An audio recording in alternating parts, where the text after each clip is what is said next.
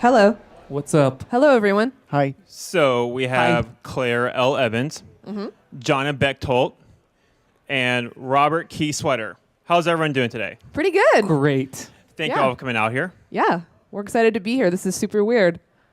But so the future will be cooler. That's a very bold statement. And coincidentally or not, I think it was 2 weeks ago was the month or the day in Back to the Future 2 that it really was. And you'll note we don't have self-lacing shoes or hoverboards or anything. And so clearly the actual future we have is bullshit. But the album is actually a lot deeper than that. What was going on in your mind and why did you choose that title? Yeah, I mean, the title isn't so much about hoverboards and self-lacing sneakers, although that's convenient from a marketing standpoint. It's really much more about, well, in the way that all science fiction is really about the present. This is kind of a science fiction record about the present and about the past conception of what the future would be and what it has turned out to be, both in the context of like art and the way art is disseminated and produced, and larger socio-political issues. I mean, there are references in this song to police violence and drone warfare, targeted drone killings, and a lot of totally unfun things, because for us, hoverboards are irrelevant if we can't function as a society. And it's interesting because there's two different theories about technology. Is like, do you feel technology makes us dumber and more inhumane, or just exposes us for what we really are and shows how little we have evolved compared to how quickly our phones are evolving? Dumber, I don't know. I think that's a very reactionary thing, and it's very trendy to be like, unplug, but that's not going to fix anything really, because we can't unplug. Like, we cannot. We can't live offline anymore. The entire infrastructure of our society will collapse. So it's more about how do we move forward in a positive way and try to remember the value of connection that goes beyond just, likes and retweets, etc. Have you enjoyed the heart button today that replaced the fave button on Twitter?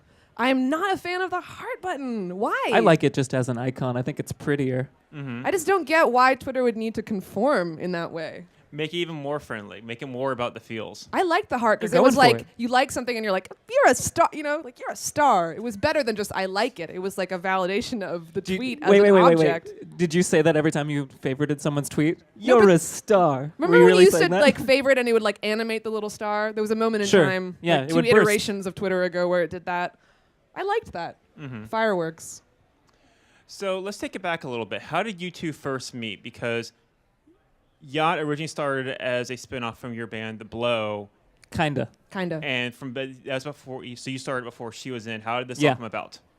Rob and I were actually on tour together. Rob plays as solo as Bobby Birdman, and Yacht true. used to be just me.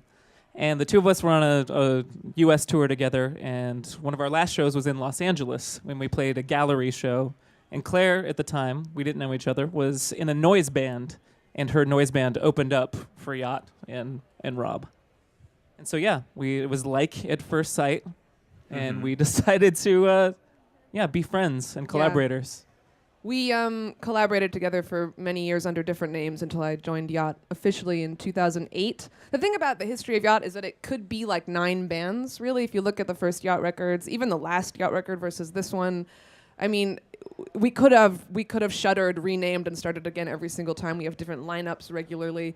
But we like the sense of continuity of having your entire creative historical record available under one name. I think it makes for like I don't know, it's like it has a vulnerability. It's like we can't just change our names as people when we decide that we're done with one identity. Like we have to move forward and take the past with you and, be okay with that. Yeah, it's a real contemporary trend for artists to kind of, create a whole new identity for something that they feel like doesn't fit their brand. And I feel like there's way too much focus on one's own personal brand when it comes to making art.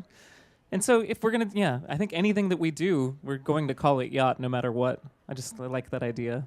Continuity. And now, speaking of different versions of the band, your last full-length album, 2011, writes Shangri-La. And since then, the band has picked up a move from Portland to Los Angeles. And at the same time, from there, you got into a bigger label. You're working with like outside producers like Jack Knife Lee, who worked with like Snow Patrol and Block Party, Justin Mendel Johnson, who's worked with M83s and Beck's band. And the result is like a great album. It's definitely your most direct, accessible pop album that you can dance to. But at the same time, you're making songs like War on Women and talking about police brutality. Was this kind of like, did moving to LA at all make you a bit more apt to just kind of go for it and like try to reach more people on their terms in a pop music way? That's an interesting. I don't think there's a relationship between those two things. I think our move to LA just coincided with us kind of just growing older and more like having a clearer vision about what we want to do, having tried many different things in the past. We've always had what? I'm sorry. I was just going to say also, and just being to almost every major city in the world and then deciding that Los Angeles is the best. Ooh, shots fired. New York, what's up? No, Damn. but Leave. for us, for us. For our needs. Yeah. No, we've always had a relationship. Like we've always really cared about creating a distinction between our lyrics and our music. We've always tried to make pop records with difficult or confusing or alienating or art, lyrics that are in opposition to the sound of the music. I think we've just gotten better at making pop records, but we're still writing weird lyrics, and we always will. And also, this was the first time that we wrote with Rob from the ground up. Yeah. 'Cause Rob's always been a collaborator, but it's always been like, help us polish this turd that we just made, the two of us, or just me on my own. And this time it was we created turds together. Aww. It's true. It's my fault. Because Portland As sort of has a reputation if you can go there and hang out and it's cool, everyone's just happy to do whatever, and like there's not like it's a very friendly place. Whereas Los Angeles is a bit more hustle and bustle, and you're striving to even make it. Yeah. Is there more of an attempt here to kind of like, are you trying to reach beyond the yacht fans you already have to reach new people here? Yeah, totally. I mean, we want to reach everybody, as many people as we can. That's the goal.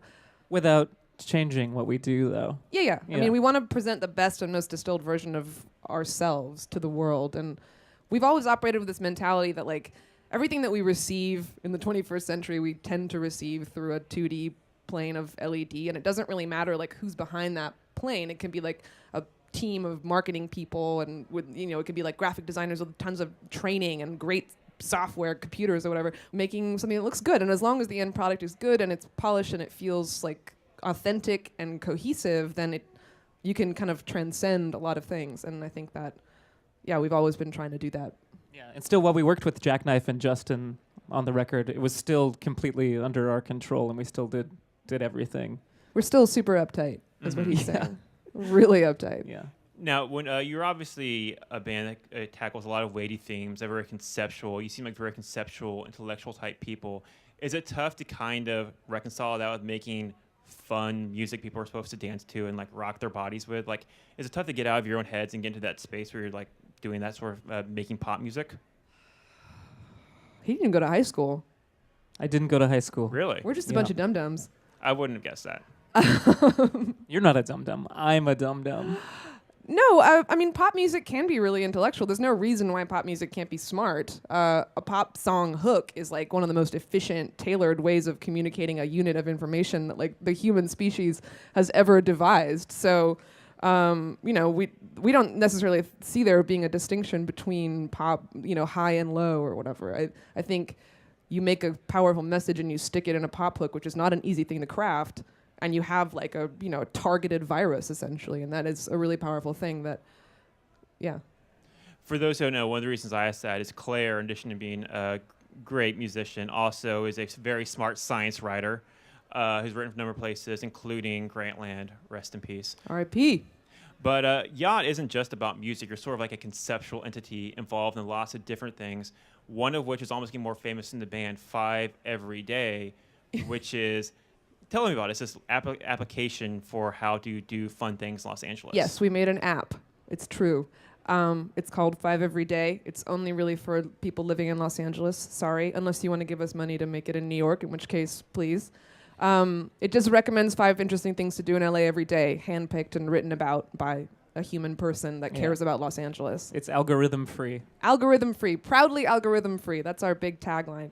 It's not crowdsourced. It's just us choosing things for Los Angeles every day. Yeah, it's our way of uplifting the things that we love in LA and trying to point out, I think living in Los Angeles, you tend to kind of glaze over a lot of the history of the city and a lot of what's going on behind the windshield. And we try to, it's a platform for us to point out what is going on in the city and point people that are new to the city to what's interesting about it. Because LA, I mean, just based on your like definition of it earlier, I think people just tend to find it a bit alienating if they don't know where to go. And so that's Five Every Day it's not like that, you know. Five Every Day shows the warmth of Los Angeles is the hope.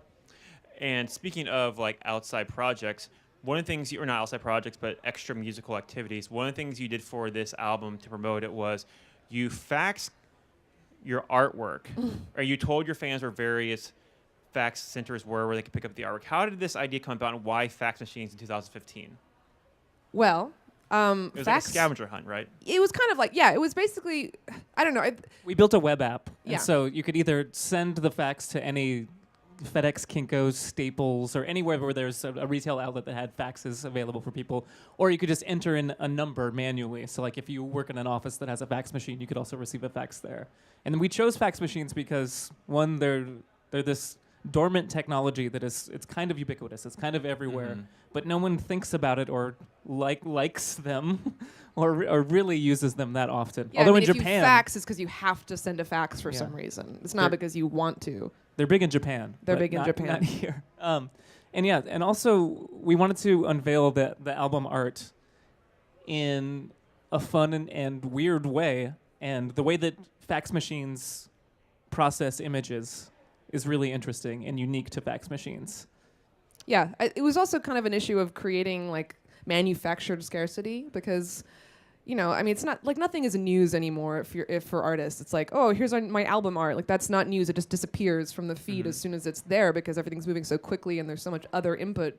So, you know, a beautiful high-res image can just be a blip and it can be reproduced infinitely as soon as it's released. But something that there's a limited amount of physical things you have to go pick up in real life at a place. You have to have an experience to go get it. We just wanted to create an experience that would be limited for people as opposed to something that would just be there and then gone the next day. And it was an edition of only 300, so each fax was individually numbered.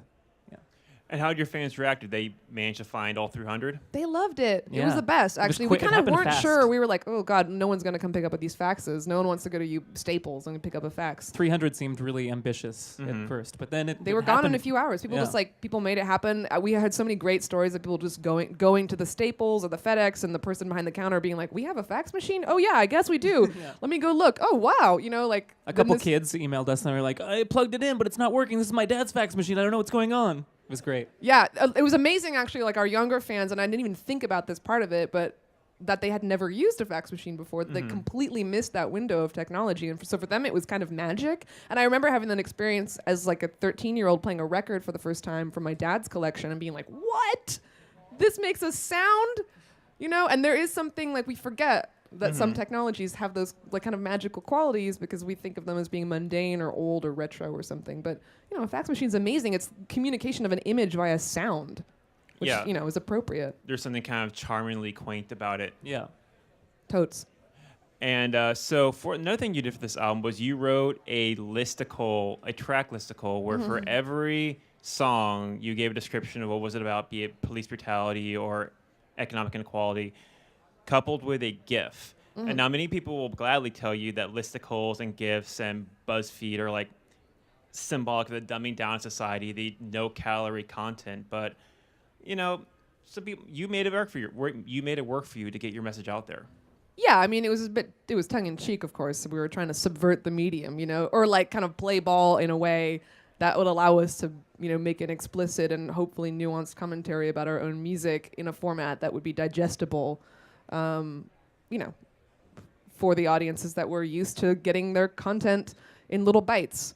There is, of course, also the other end of the spectrum for us, which is that we will write stupidly long texts and needlessly arcane annotations, and we'll make things that are way too complicated for modern audiences, but we'll also try to do things that are really simple at the same time. We're into playing with both ends of these. Yeah, it's kind of what you do. You have to take these really heady concepts and figure out a way to like get it in a 3-minute pop song that's hopefully fun. Yes, 140 characters or less, right? Now, have you always been interested in this sort of thing? You said you didn't go to high school, but have environmentalism, the way technology alienates us, has this always been a concern of yours? Yeah, I think we've always been, I mean, this guy, John is a computer. I don't know if you know that. I didn't know you were a computer. He is. Was born a computer. And so so technology has always been a really huge part of our band. I mean, Yacht started as Jonna kicking a laptop around, trying to be punk, using a computer, and I've been a science writer for over 10 years. So yeah, these are issues that we really care about. I don't think it's particularly exotic to be interested in technology or to be interested in the future. That's kind of like, that's the mix that we're all in right now. You know, I think we're always talking about our relationship to technology and how it changes our relationship to each other. It's a very common point of conversation, I think, and it's also something that is unifying for a lot of people. You know, we all have that in common in a way. Even though it's alienating, it's kind of nice that we have something we can talk about, even if it's like, Facebook. Yeah. When you do things like this, do you feel like the message is out there and people understand what you're saying, or is it more just noise for people to have to cut through?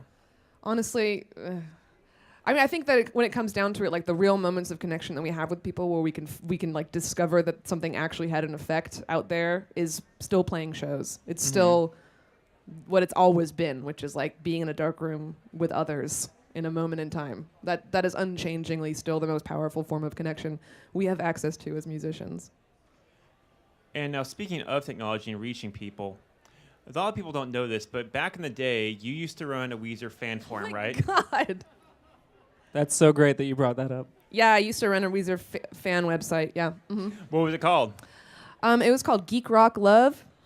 It wasn't just a fan website. It was the #2 largest fan website. Yeah, one time Geffen sent me a box of records. Whatever. Really? Is that true? Real big deal. Yeah, I still don't know how they got my address.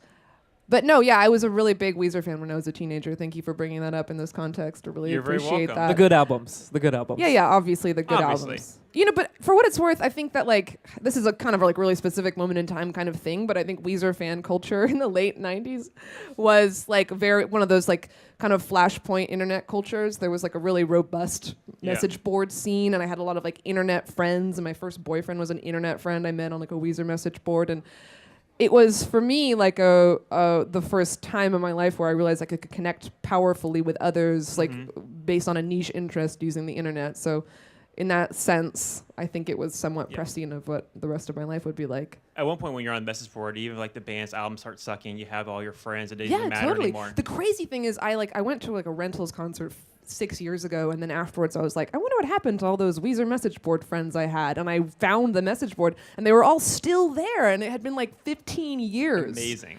They were all just like, hey, what's up? You know, like using the same usernames, and I like made a thread and I was like, does anybody remember me? And they all did, and it was just made me feel so guilty in a weird way. Because you left them? Yeah, because I had left them and this community had continued.